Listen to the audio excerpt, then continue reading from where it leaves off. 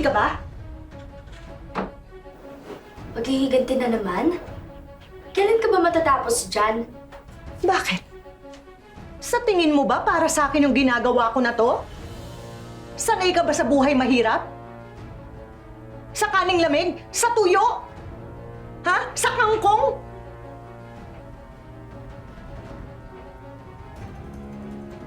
Ito na ang huling barahan natin. Para hindi na talaga tayo maghirap kahit kailan. Hindi ko alam kung kaya ko. Kakayanin mo?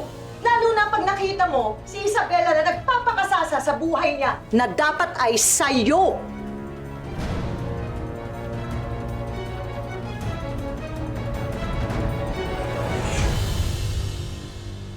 Tandaan niya, I want everything to be perfect yung superman na pagpapakilala kay Isabela.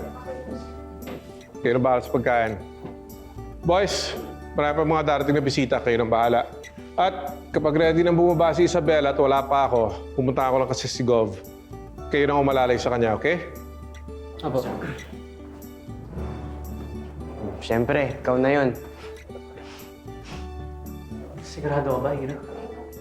Ikaw nang bahala kay Isabela. Alagaan mo siya mabuti. Alalayan mo siya mabuti pababa ng hagdan. Salamat. Masaya ako para sa inyo ni Isabela.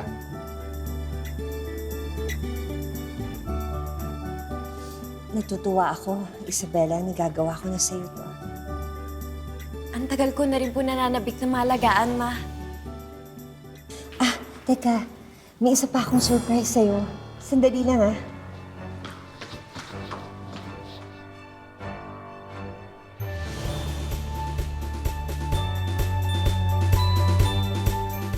Sanay naman po ako sa mga simpleng bagay, Mama. Hindi mo na po kailangan surpresahin ng mga ganyan. Surprise! Ay, Elvira? Parang specialty na yata nito ni Elvira ang umeksena at manira tuwing may espesyal na okasyon, ano? Pero ano na naman kaya ang binabalak niya ngayon?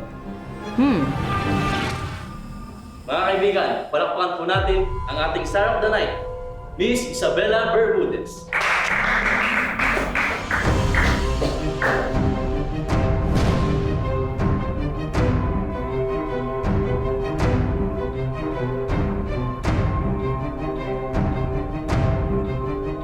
Nasaan na sila? Crisanto! Ano? Si Isabela wala sa kwarto niya. Nawawala siya. Ano?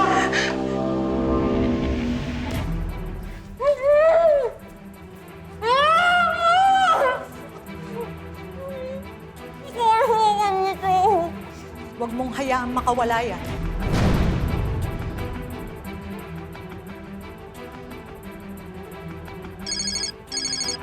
Hello? Nasa akin yung anak niyo.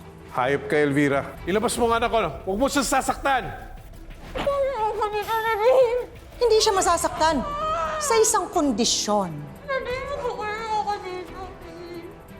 Anong kondisyon yan? Maghanda kayo ng 100,000,000 piso. Sasabihin ko mamaya kung saan niyo papadala ang pera. Pero wag na wag kayong tatawag ng mga pulis. Mawawala yung anak ninyo na kailan nyo lang nakilala. Anak natin, Crisanto.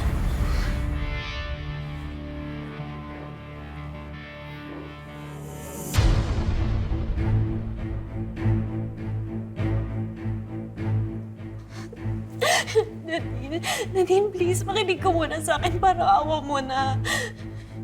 Nadine, hindi mo kailangan sumunod kay Nay Elvira.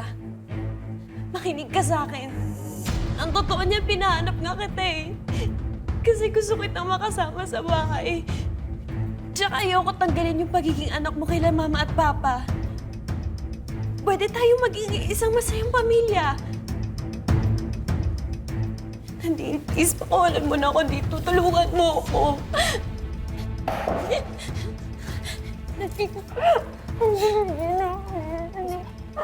Malma ka.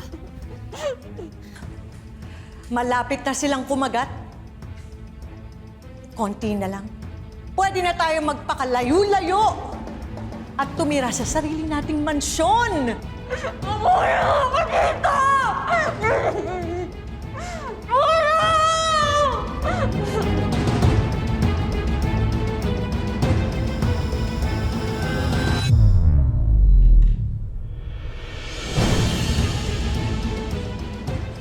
Isabella, anak!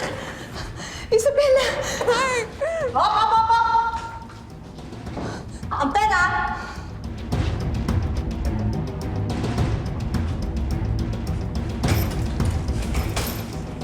Kunin mo. Kayo. 2 dekada ko na rin kayo. Pinapaikot sa mga kamay ko hanggang ngayon. Yan ang akala mo. Ibaba mo yung hawak mo at sumama ka sa amin ng maayos! Lumayo kayo! Dito na magtatapos ang kasamaan mo, Elvira. Hindi. Halika na. Mami! Nadine! Huwag kayong lalapit! Papatayin ko to! Huwag mo sasaktan ang anak niyo! Dito, alam ko, tulungan niyo. Ayoko mo. Hindi sasama! Elvira! Nadine! Subukan mo! Isabel!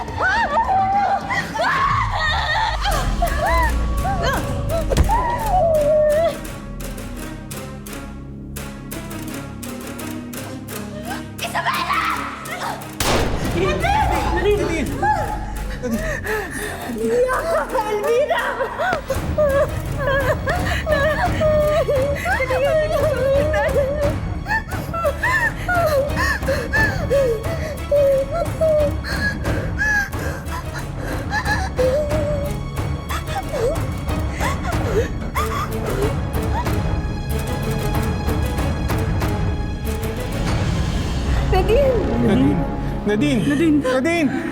Nadine! Nadine! Anak!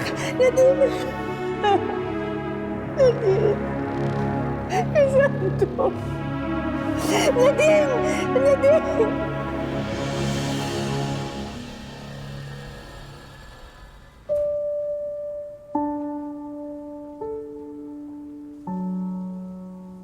Ready ka na ba, anak?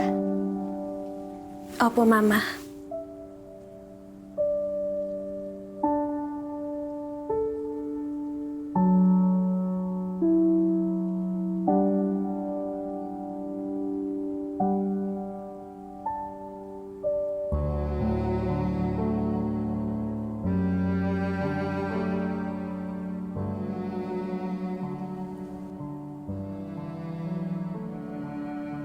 Happy birthday, Nadine.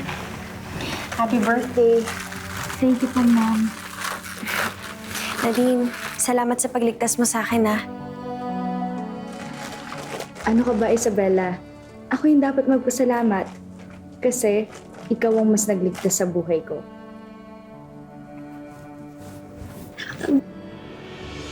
Sige. Aray ko! Diyos.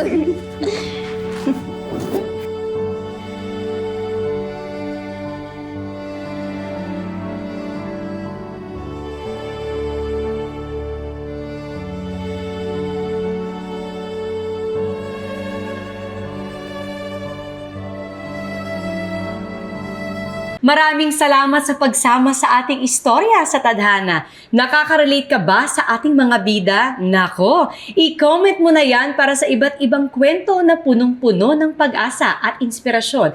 Mag-subscribe na sa GMA Public Affairs at YouTube channel. I-click na rin ang bell button para lagi kang updated sa pinakabagong storya ng Tadhana.